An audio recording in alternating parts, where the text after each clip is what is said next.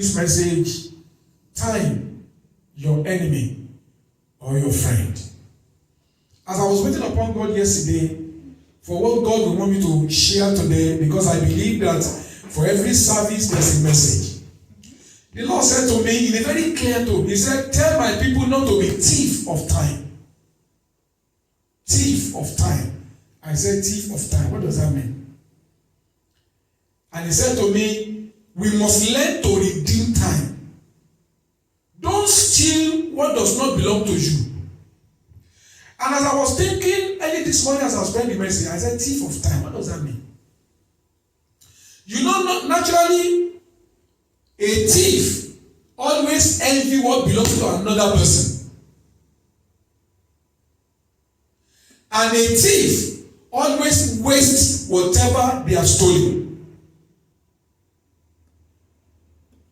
And that's how many of us are in the body of Christ. We are thief of time. We are not satisfied with the opportunity God has given to us. We are not focused at what God has asked us to accomplish. We keep envying other people. We keep wishing that we have other people's gifting and talent. And we keep wasting our own time, wishing that we are not who we are. And that's a very massive error. Why? Because whether you know it or not, have you noticed that each day you wake up, you are a day older? When a child is born, people will not say, they will not say how early is he, they will say how old is the child. That means from the day you are born, your time starts running. I haven't been alive for more than 50 years. I haven't done ministry for almost 30 years. I sat down, and sometimes I'll just sit down and I'll begin to reflect on my life. And I'll begin to tell myself, I wish I can correct certain things, certain mistakes I've made in the past. I wish I didn't do certain things certain way. But you see, all those are wishes. There's nothing I can do to influence what has happened before. But there's something I can do to influence what will happen today and tomorrow. God wants me to encourage you, to let you know that time waits for nobody. Instead of sitting down and moaning and grumbling and regretting your life, you can use the same time not to regret your life, but to ask yourself, what can I do to make my life more meaningful to humanity? What can I do to make my life more meaningful to the kingdom of God? What can I do to make my life more meaningful to my spouse, my husband, my wife? What can I do to make my life a blessing to my children? What can I do to make my life a blessing to my parents? What can I do to make my life a blessing to my friends? Thief of time. What God is saying is, stop looking at what others are accomplishing. Focus at your own accomplishment. Apostle Paul said, comparing yourself with other people is not wise. And I said, so, if it's not wise, how am I supposed to compare myself? He said, the Holy Ghost said to me, what you need to do is to compare yourself with the vision that God has given to you. You need to ask yourself the question, how far am I doing in what God has assigned for me to carry out?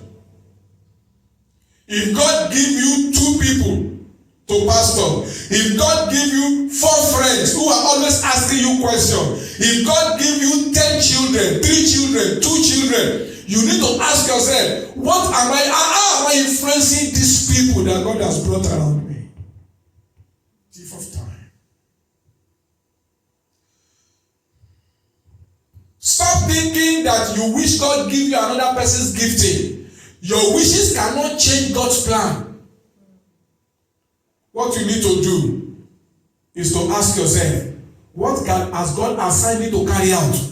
And how can I carry it out effectively? time, your friend or your enemy. The scripture that we read right now says, for everything there is a season, and there is a time for every activity under heaven. Somebody said to me one time, long ago, he said, even opportunities have expiry dates. The opportunity that you have now, there's an expiry time to it. If you are supposed to share the gospel with your friends, but instead of sharing gospel, you are talking baseball, you are talking football. It's just a window of time.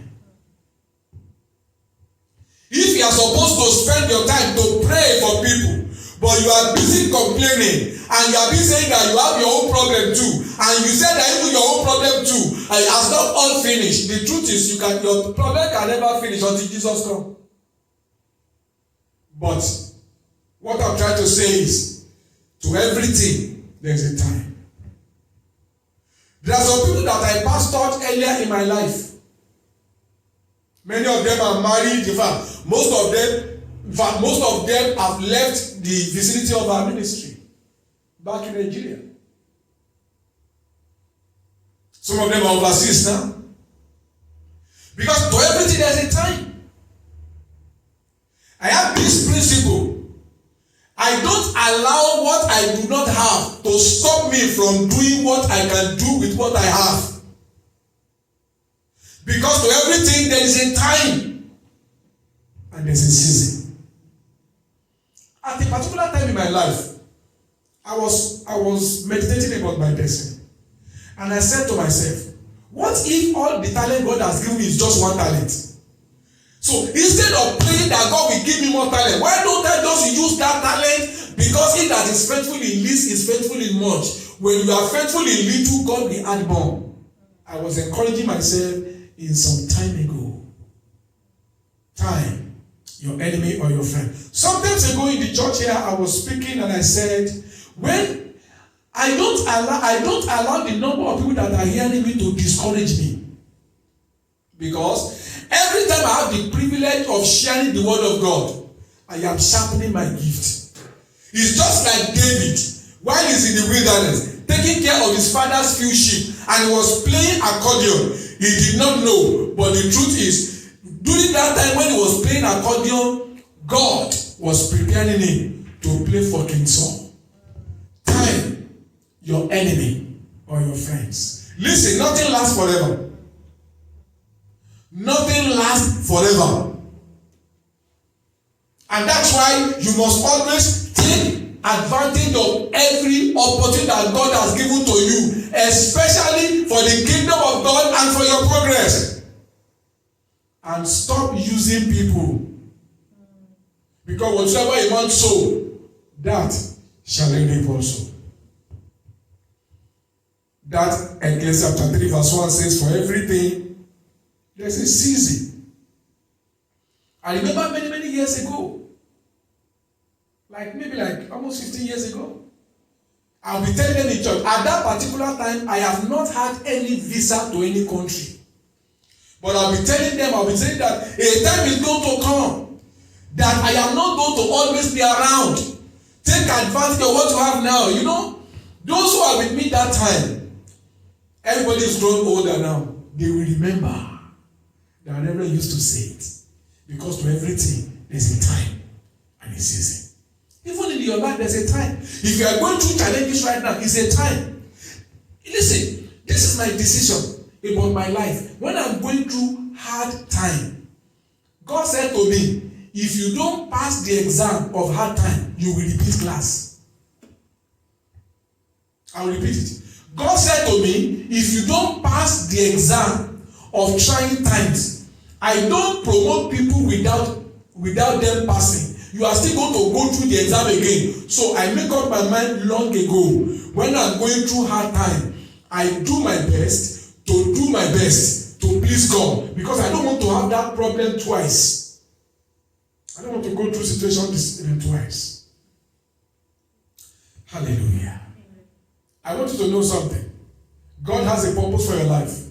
That's why you are watching me. Some of you that are watching this me right now, because the truth is, when God give me that message, I said, this is not the kind of message I always preach, but I am a messenger. My job is to deliver.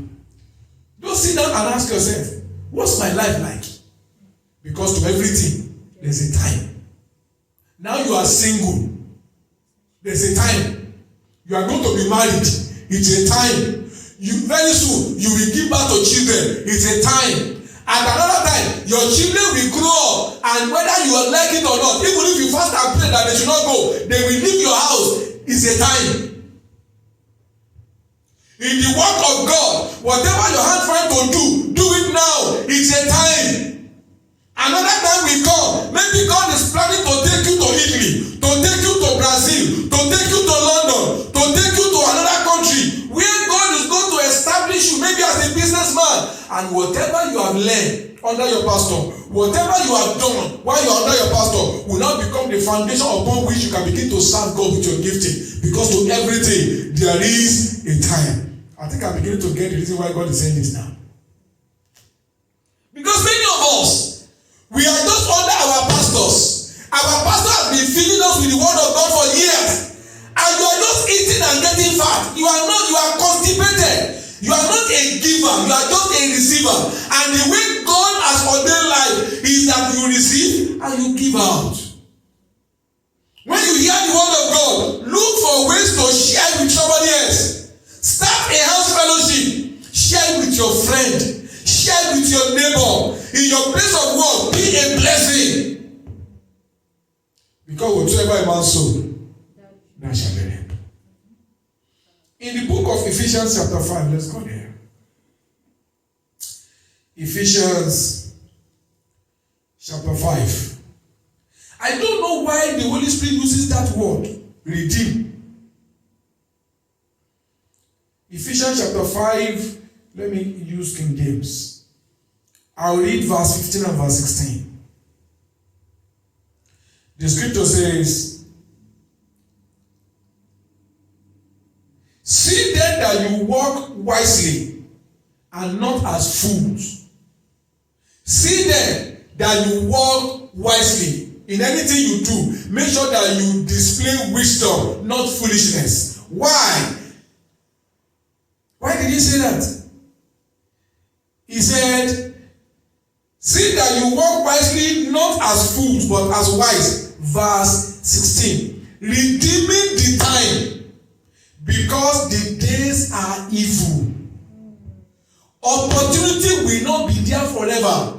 You have to pray for wisdom to redeem time. What does it mean to redeem? To buy back.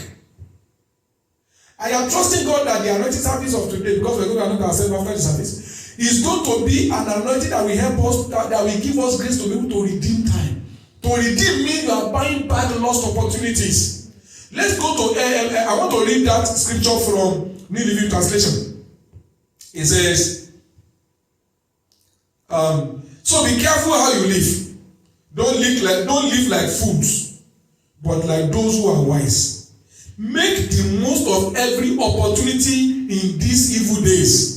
God will bring opportunity across your way to share the gospel, to help the needy, to feed the poor, to clothe those who are naked, to improve the life of other people, to empower people who have potential but they lack mentorship. God will bring you opportunity, but the Bible says you have to be ready to take advantage of that opportunity. You may meet somebody in your place of work who is always asking you questions about the word of God. They are always asking you questions. You may just think that you are just answering questions, but God may be using you to prepare that person for where the person is going to.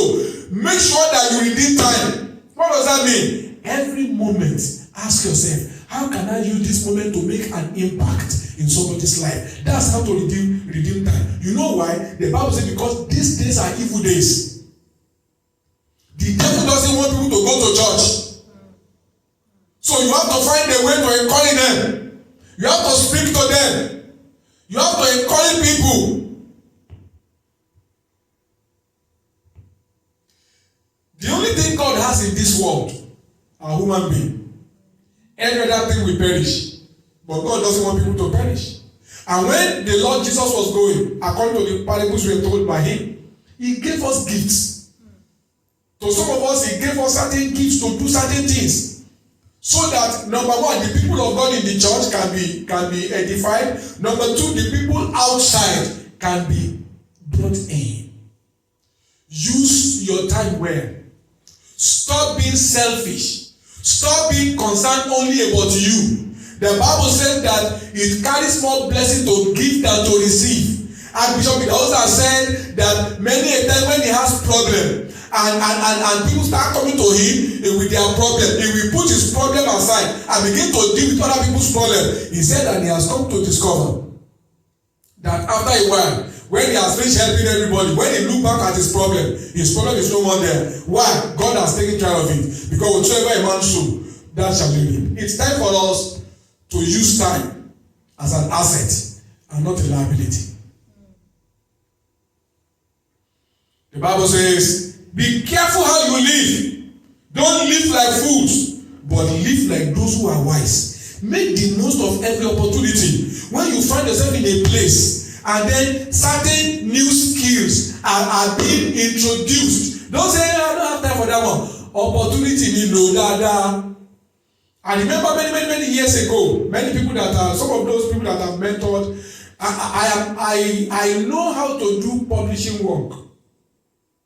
It started from knowing that I went to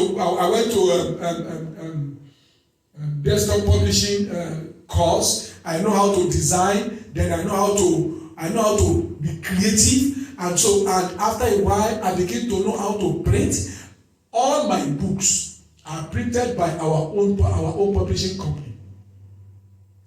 And then I now started teaching some people. Some pastors will come to me in those days. They want to go and give the thing to print. I said, this thing is not difficult. Then I will, okay, you go and do this. Oh yeah, do this and do this. At least if I don't know at all, I know 2 or 3 of them who are making daily living from those things I taught them at that time. You know why? Because I introduced them to that skill. Nobody taught me. I just knew those things. I had interest in it. I went to learn color draw. I went to learn how to design. And then I began to impact and teach other people. And then some of them are making living, taking care of their family today. What am I trying to say? If you are in a place of work and they are saying that there's a new skill that needs to be acquired, enlist yourself. If there's a certification that they say it is optional, but if you like, take it. You don't know what that certification will do for you tomorrow. What am I trying to say? Take advantage of every opportunity. When you find yourself beside somebody who is good in a particular area and you are ignorant in that area, whatever you can learn from that person, learn it. Take advantage. You don't know what tomorrow will bring. Take advantage. Pastor Tunde Bakare was preaching one day and he was citing one of his members who is a fashion designer, and the person went to the university to study a course, but at the end of the day, the person now had to learn how to sew, how to design clothes. And he said what they used to think then is that, what if we travel abroad and our certificate does not give us job? What do we do? So they developed skill, and he said he was putting on that agbada. He said, this agbada that I'm wearing today, the woman is the one that sewed it for me. I think he's a former governor, Daniel's wife, because he mentioned her name. If God wants to help you, He will send people around you. But if you are not wise to take advantage of the presence of assets that God has placed around you, you may remain the same at the same state forever. Do you remember Naaman the Syrian, the guy that had leprosy? It was a slave in his house that connected him to Prophet Elisha. Colossians chapter 4 verse 5. Colossians chapter 4 verse 5. The same thing Apostle Paul wrote to the Ephesian church. He wrote to the Colossian church. He said to them, live wisely among those who are not believers. Don't say because they are not believers, they are your enemy. They have the assets. they may have the potential that you need to excel. Live wisely among those who are not believers. Make the most of every opportunity. Look at the way King James put it. He said, Colossians 4:5, he said, walk in wisdom towards those who are outside, redeeming the time. To redeem the time means you make the best use of every opportunity. Because when God wants to help you, he's not going to come from heaven, he's going to send people.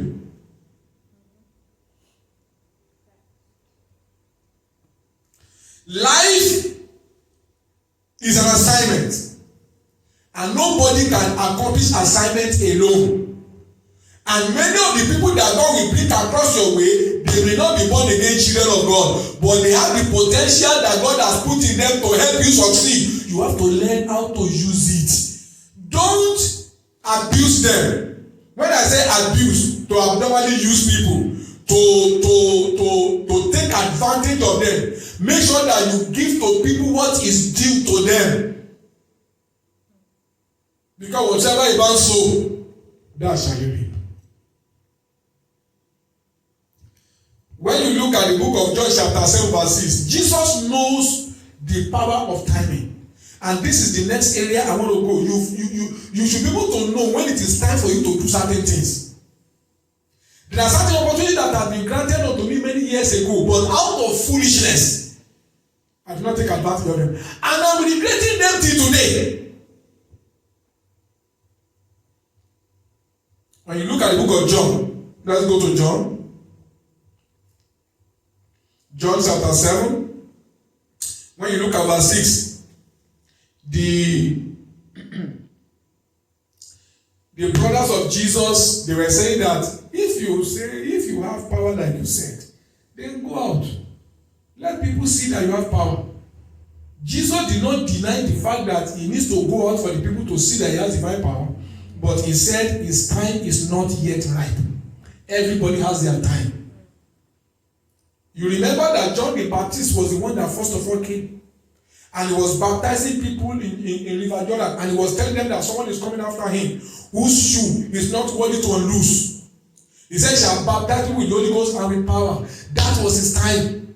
When Jesus came to the scene and the disciples of John were angry, they said, Master, everybody is going to that man Jesus, the man that you baptized the other day. John said, he must increase while I decrease. He knows his time.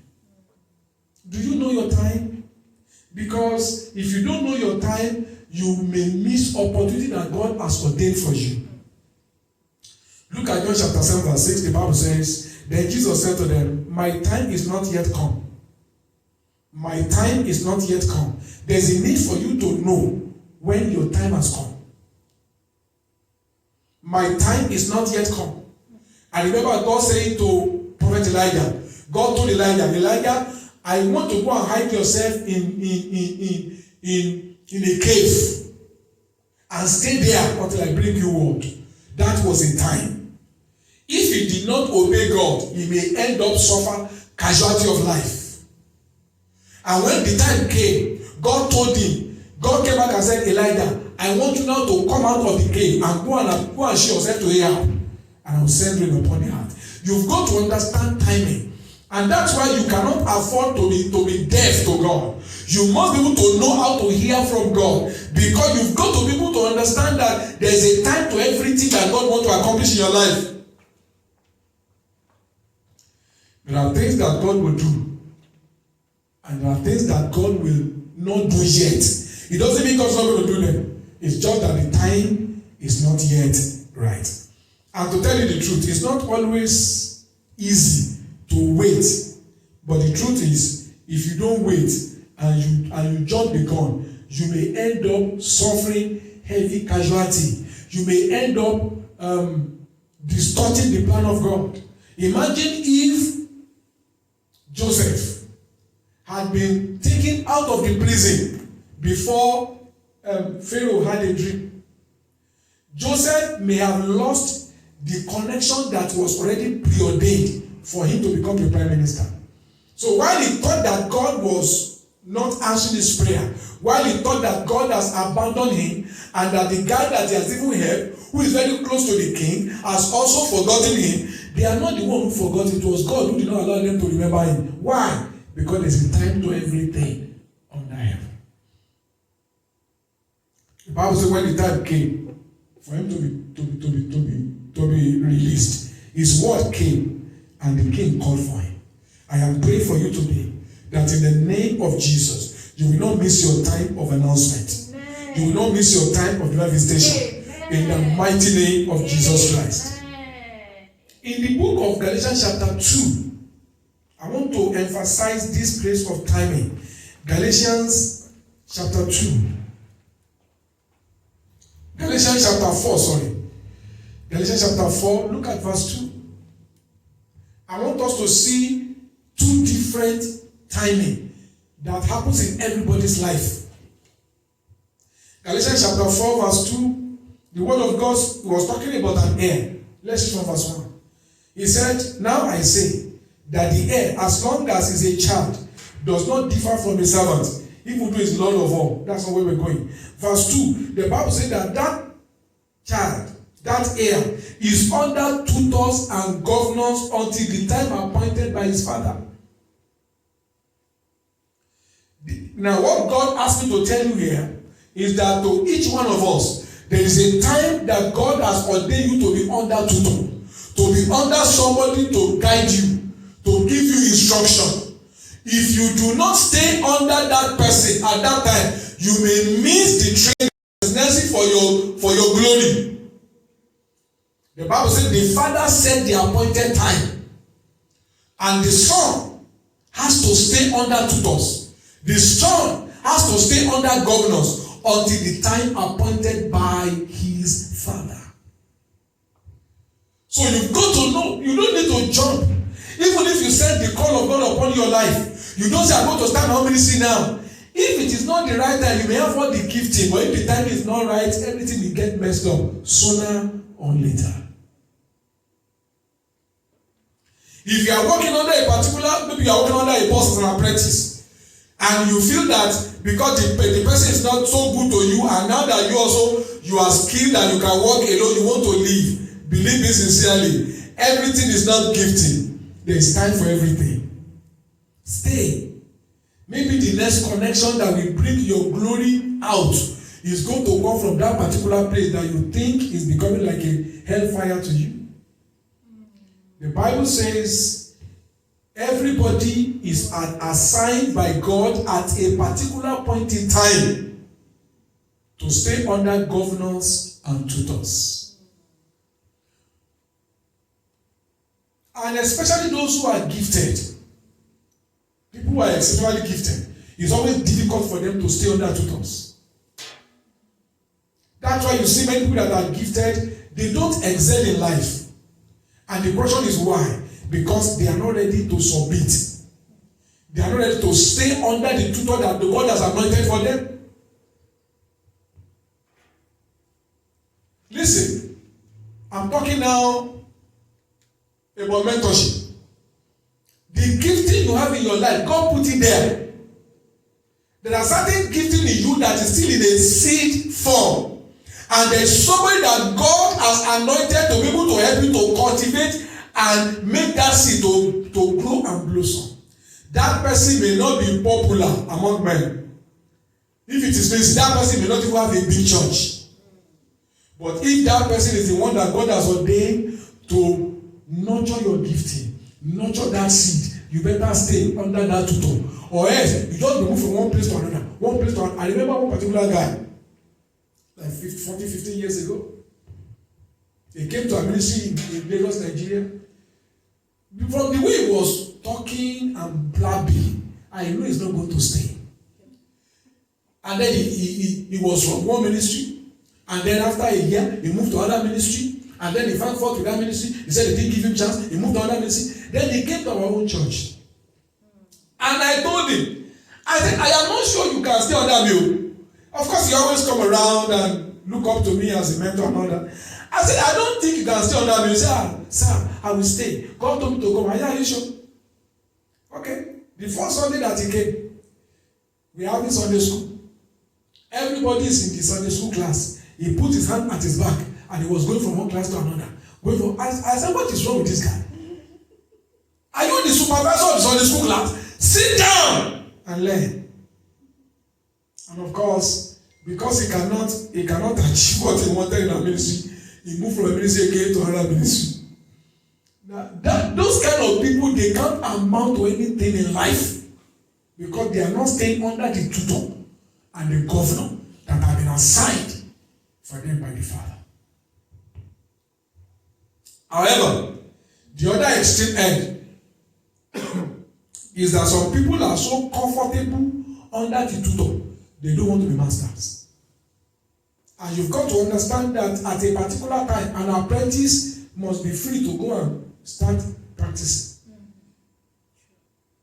In the ministry, God expects you to be a channel of blessing. It doesn't mean you have to leave your church. But God will begin to use you to minister to other people and then you begin to bring them to church. Maybe you can even be having Bible study in your shop. Maybe you can even be having a cell group in your house. And then you are praying with people and then you are bringing them to church. But let me tell you one thing.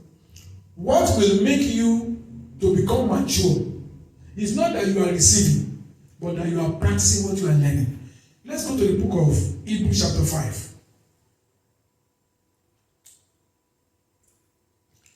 Hebrews chapter 5.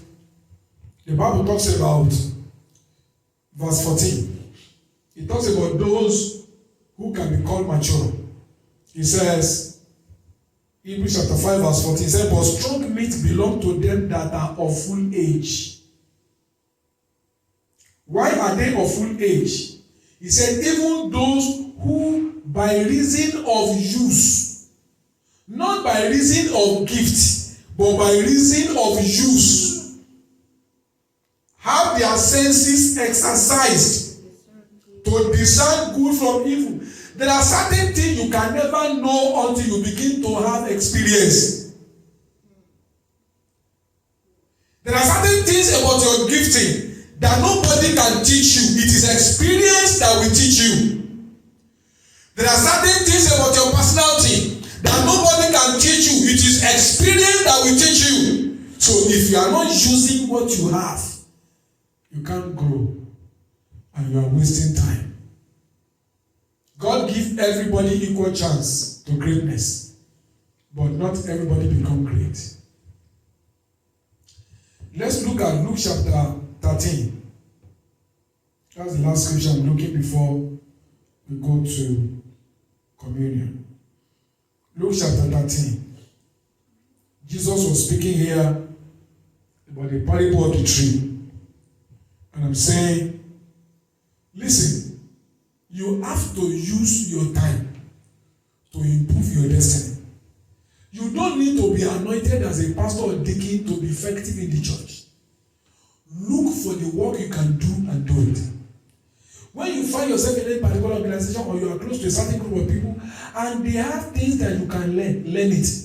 You don't know when it will become handy. Luke chapter 13, I'll read from verse 6 to verse 9. Jesus was speaking about a tree here, and he said, he spake also this parable. Luke 13, from verse 6. A certain man had a fig tree planted in his vineyard, and he came and sought fruit thereon and found none. Verse 7. Then said he unto the dresser of the vineyard, behold, these 3 years time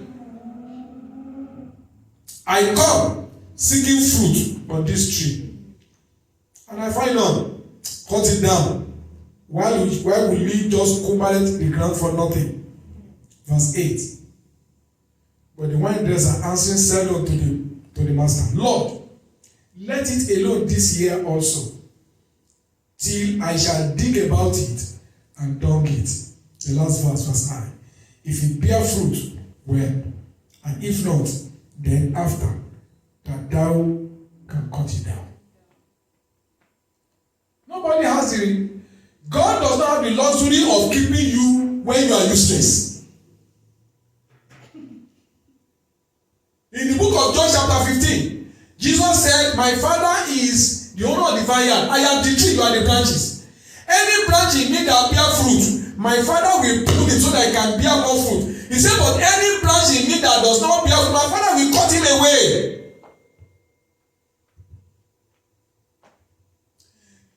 Some of you are saying, hey, you know, there was a time I used to have a lot of grace, a lot of gifting manifesting in my life, but I don't know what happened now. What happened is that you have been cut away.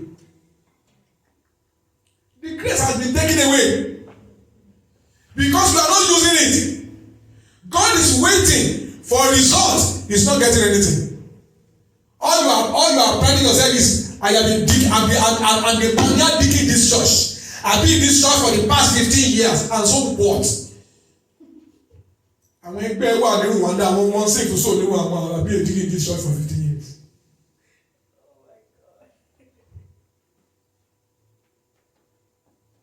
We are the one that founded this church. Praise God for you. But right now, where's your relevance? I was listening to one man said one day, long ago, that he was part of those people that started Deeper Life. There was one of those that started Deeper Life Bible Church in Pastor Kumi's sitting room, but he's no more a member of Deeper Life, and he doesn't have much influence. And I asked myself, what? Deeper Life has become a worldwide church, and you started with that man. Why did you leave?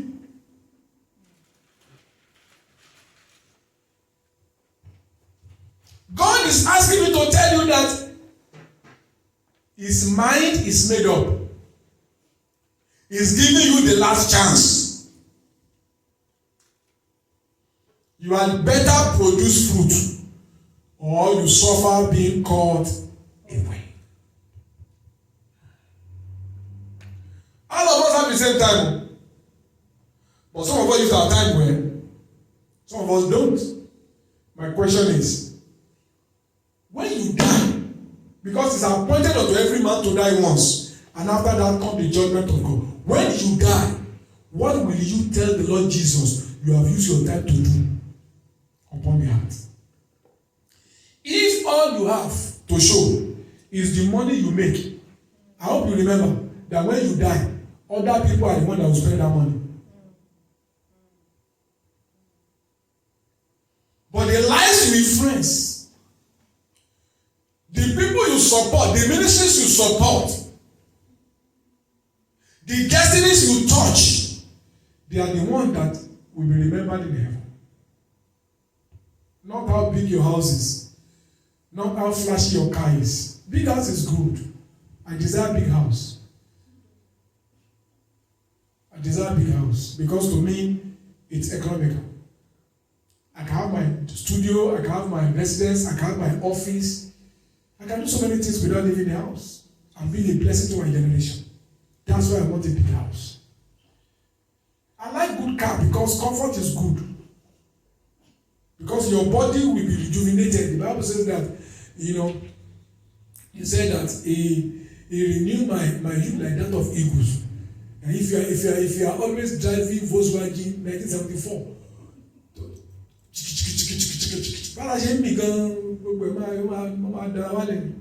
but when you drive a car that is even responding to your voice, and then you can relax, your body will be able to rejuvenate. So when you are going to preach, when you get there, you are going to preach. Not that the car has taken over, you are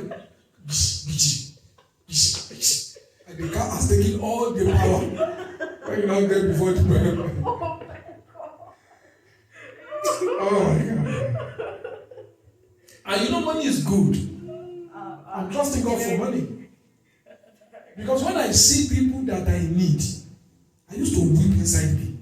When I see people that are begging to eat, people that, especially old people or little children, it used to touch my heart.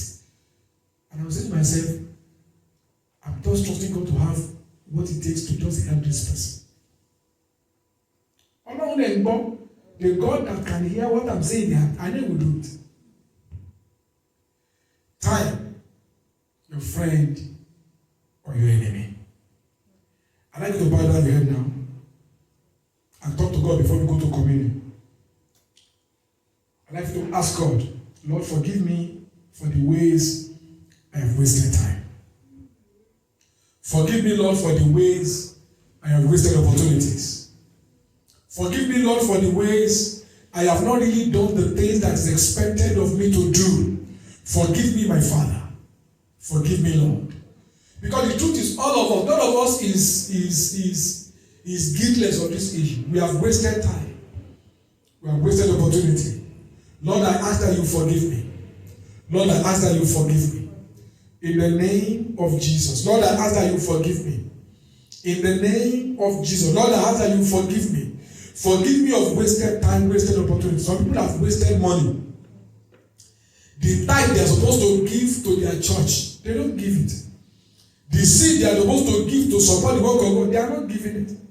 The support they are supposed to give their pastor, that will make their pastor comfortable, they are not giving it. I'd like to ask God to forgive you. I'd like to ask God to forgive you. And I'd like you to pray that, Father Lord, I pray for grace to redeem the time now. I pray for grace to redeem the time now. In the name of Jesus Christ of Nazareth, I pray for grace to redeem the time now. I pray for grace to redeem the time now, Lord. I pray for grace to redeem the time. I pray for grace to redeem the time. I pray for grace to redeem the time. In the name of Jesus, I'd like you to pray that, Lord, I don't want to be foolish. The Bible says, don't be fool but wise. I'd like you to pray that, Lord, when it comes to time and opportunity, help me to be wise, Holy Ghost. Help me to be wise in the way I use opportunities. Open your mouth and pray. Help me to be wise, oh God, in the way that I use opportunities. Help me to be wise in the way that I use opportunities. Help me to be wise in the way that I use opportunities. Help me, Father. Help me, Lord. In Jesus' mighty name. Lord, I pray you will help me. I pray you will help your people to be able to redeem time. Because we have come to the end of the age. And Satan is doing everything he can to distract us from the focus, from being fruitful, from being effectual. Lord, we pray for grace today. The grace to redeem the time. Lord, let that grace be given to everyone hearing me right now in the name of Jesus. I pray for those who are here, that Lord, from now, our life will become a testimony of those who have redeemed the time. In the name of Jesus.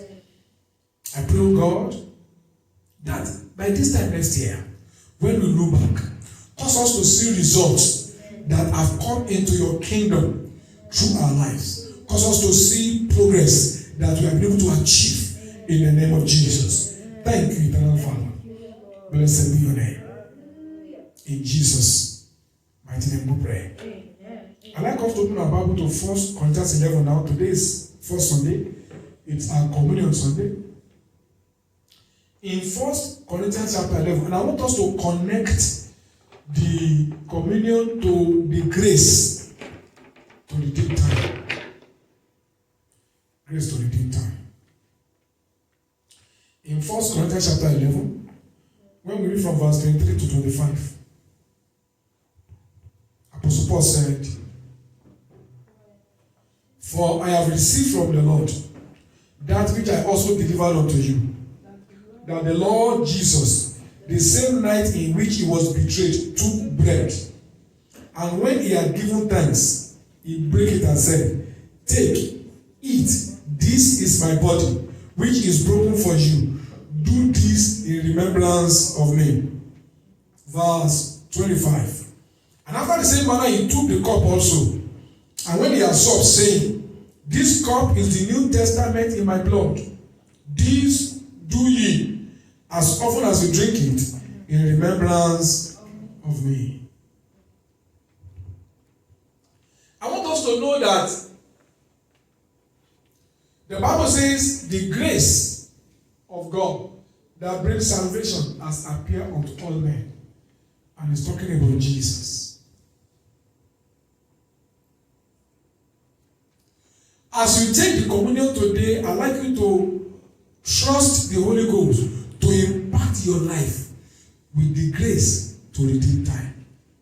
So that all the lost opportunities will come back again. And when they come this time, you will not miss them, you will not ignore them, but you will take advantage of them. Because whatever God wants us to have, the grace and the power to have them, they are in Jesus. So I'd like you to open your mouth and say today, and talk to God. Lord, as I take your flesh and drink your blood today, cause me to receive the grace to redeem the time. Open your mouth and pray. Father, in the name of the Lord Jesus, I call upon you, O God, that as I eat your flesh and drink your blood today, cause me to receive the grace to redeem time. The grace not to be foolish again, but to be wise. In the name of Jesus. Mezuvazi talina. Membrekreto da kolo bozaza tiliaburaru kabaha. Masata digato la romezeze. Lord, anything that we want to receive from you, we know we can only receive them through Christ Jesus. And he has given us a symbol to continually have him. And that is by eating his flesh and drinking his blood. I'm calling upon you today, Lord. As we eat your flesh, Lord Jesus, as we drink your blood today, let the grace to redeem time be deposited in our lives. Let that grace for that opportunity, let it come back into us in the mighty name of Jesus. And everything that the enemy has done to make us to miss the opportunity from today, Satan, your work is stopped over our destiny. In the name of Jesus, we shall shout to the glory of God that our Redeemer has helped us. Amen. Thank you, Father. In Jesus' mighty name. Amen. Amen. And amen. Amen. Now, before we close up the online version, the Bible says, what shall it profit a man if he gain the whole world and lose also? The truth is that your life is valueless. Your life is meaningless as long as Jesus is not in your life. And that's why I want to invite you into the kingdom of God. The Bible says to those of us who are born again, we have been delivered from the kingdom of darkness and we have been transferred into the kingdom of God's Son. But you know what? You can enjoy the same transfer. All you need to do is to accept Jesus as your Lord and Savior. Because God sent him to this world to die for your sin. And God has already decreed it and established it that as many as will accept him will become the sons of God. And when you become the sons of God, your life begins to become more precious to God. So if you are hearing me right now, and you are watching me, and you want to give your life to Jesus, place your hand upon your chest and say with me, say, Lord Jesus, I give my heart to you today. Come into my life. Become my Lord. And become my Savior. Thank you, Lord, for saving me. In Jesus' name. Amen. If you've prayed that prayer, congratulations, you are now a child of God. 3 things to do. Number 1, get a New Testament Bible and start reading from the book of Matthew, at least 1 chapter a day. You know why? So that you can begin to know how God wants you to begin to reason and to live your life. The second thing to do, get a Bible-believing church and start attending. Why do you need a Bible-believing church? The Bible says, as a newborn babe, desire the sincere milk of the Word of God so that you can grow thereby. God wants you to grow in the knowledge of His Word. The milk of the Spirit is the Word of God. So you need to belong to a church where you'll be being fed by the Word of God continually. And if you're in Houston, I'd like to be a part of our church family. Our present address is Grace Ministries International, 11214 Plainfield Street by West Belfort, Suite D, Houston, Texas, 77031. Join us every Sunday by 10 a.m. and your life will never remain the same. And the third thing to do is to tell someone that you are born again. You know why? Salvation is something to be proclaimed, not to be hidden. Tell your friends, tell your family, tell your parents, tell your children that now you are a child of God. And as you begin to say it, you begin to feel more and more of God's presence coming over your life. In Jesus' mighty name. Now let's come take our communion. Let's take the communion. If you are watching us from home, you can take bread and drink. And then let's pray together. Take the bread and say with me. With this bread in my hand, I believe I'm partaking in the flesh of Jesus. And as I partake in this flesh, I receive grace to redeem time. In Jesus' name. Drink, eat it.